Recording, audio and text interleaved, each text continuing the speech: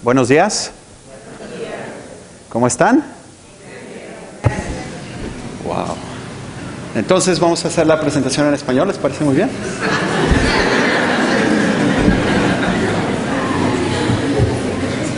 Disruption coming from the Caribbean. When I suggested this title for my intervention, my staff was like quite curious. What are you trying to say, Miguel? And this is basically what I'm trying to say. First of all, your generation is a very different generation. The context that you're living, just look at what happened to the financial markets this last week. What happened 2 or 3 years ago? Global crisis after global crisis, and I can guarantee you it's not going to be the end of the story. I don't know if this is the right or the wrong time, but certainly for the next 10 years, the context is not going to be easy for you.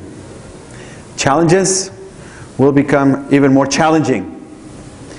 The environment is going to become even more uncertain and more volatile. You will need to develop capabilities for understanding complexity like us, my generation, have never had the need to do it. So it's clear that you need and you live in a very different world. And to be very honest, typically us as educational institutions, we haven't been able to keep up with that change. That's what we're trying to change. We want to try to be ahead of what you need. Whatever portfolio programs that we're offering today, the intention is not to be useful today or tomorrow, but for now, in 10 years as well. Then I asked myself some questions. You know, what is the outcome that we really want to have at the school? Definitely leaders. Most of programs, especially MBAs, they are looking, or they claim that they develop leaders, but that's not true. The kind of churn that we're actually generating are really managers.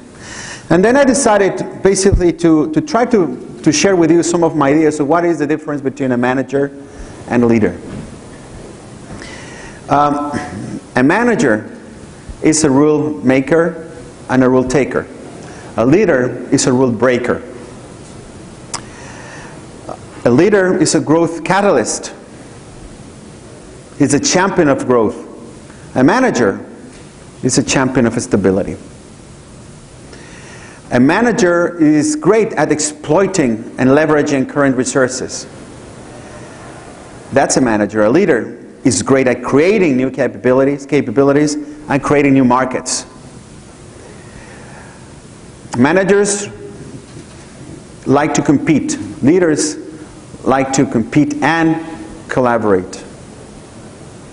Managers, in a way, manage their firms to reduce uncertainty and ambiguity, standardize processes. That's what they do. Leaders actually look intentionally for uncertainty and for ambiguity. They feel comfortable by feeling uncomfortable. Leaders crave for information. They are always trying to be aware of what's happening outside their firms. Managers like to live in isolation. You know, managers are great at designing and executing strategies, yes. But leaders are great at inspiring a purpose. Managers are great at managing things that have already tried and proven. They feel comfortable at doing things that have proved to work. Leaders feel comfortable by exploring, by trying the new and the unexplored. Managers embrace processes. Leaders embrace chaos. Managers seek stability and control. Leaders basically tolerate lack of structure, and provide leeway and freedom for employees to flourish. Some aspect of management that is great in terms of difference between leaders is that managers tend to go ahead and fix problems quickly. They see a problem arising, and then they go ahead and they try to fix it quickly. But leaders take their time to understand what is the real problem, and they are capable of delaying closure for the sake of better understanding of the different dimensions of the problem. You will all agree that 90% of the problem is solved by really understanding what the problem is. Managers tend to have a very impersonal attitude towards goals. Okay? But leaders take them personal. And those objectives for managers tend to be need-based. My customer needs these, my employees need these. But leaders don't actually settle in the need dimension, but in the desire dimension. Managers, they like to share objectives, but leaders like to share ideals. Managers actually relate to roles, but leaders actually are able to empathize with people. At the end of the day, you know, what are these essentials of leadership? What are the essentials of leadership? And we see leadership in this school with 3 dimensions. A person that is able to inspire, a person that is able to provide a vision, and a person who is able to inspire human passion. I came across a piece of work that I would like to share with you. It's basically a piece of work that was written by William James. And I will basically read some of his work. It's all about people who was once born and people who is twice born. A sense of belonging or of being separate had a practical significance for the kinds of investments managers and leaders make in their careers. Managers see themselves as conservators and regulators of the existing order, with which they personally identify and from which they gain rewards. A managing sense of self-worth is enhanced by perpetuating and strengthening existing institutions. In other words, managing stability. He or she is performing in a role that harmonizes with ideals of duty and responsibility. William James had this harmony in mind, this sense of self as flowing easily to and from the outer world, in defining a once-born personality. But contrary to the once-born personalities, as William James actually suggests, as managers are, leaders tend to be twice-born personalities.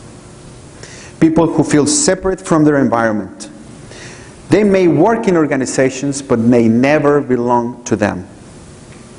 Their sense of who they are does not depend on their membership, their position, their work roles, or any other social indicators of identity.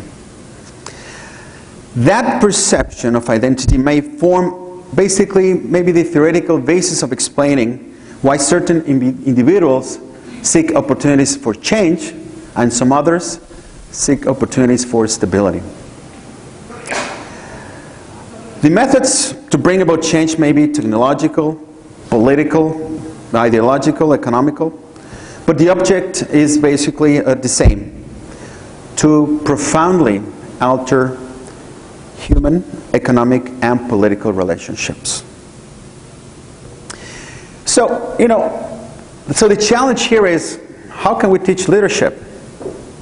How can we make an ordinary person be reborn again Okay? In considering basically the development of leadership, we have to take a look at basically two different courses of life history. The first is to develop basically leaders, or the development through socialization, which prepares the individuals to guide institutions and to maintain the existing balance of social relations.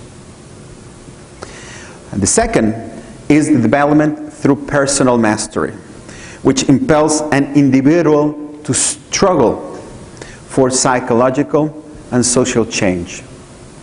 Society produces its managerial talent through the first line of development, but leaders emerge through the second. At the Arthur Luck Jack Rhodes School of Business, we understand the challenge of forming leaders. The learning experience you get here will challenge you, will make you feel uncomfortable, will frustrate you, okay? Will stress you, but yet will inspire you, and will force you to a path that shall question your identity and let that leader emerge. We cannot see leaders where there is stability. Leaders emerge in the source of uncertainty and between ambiguity and chaos. So what are we looking for in this institution? We're looking for students that want to be first leaders, and we're looking for students that either had born twice or want to be reborn through our learning experience. So the question here for you is, are you up to the challenge? Thank you.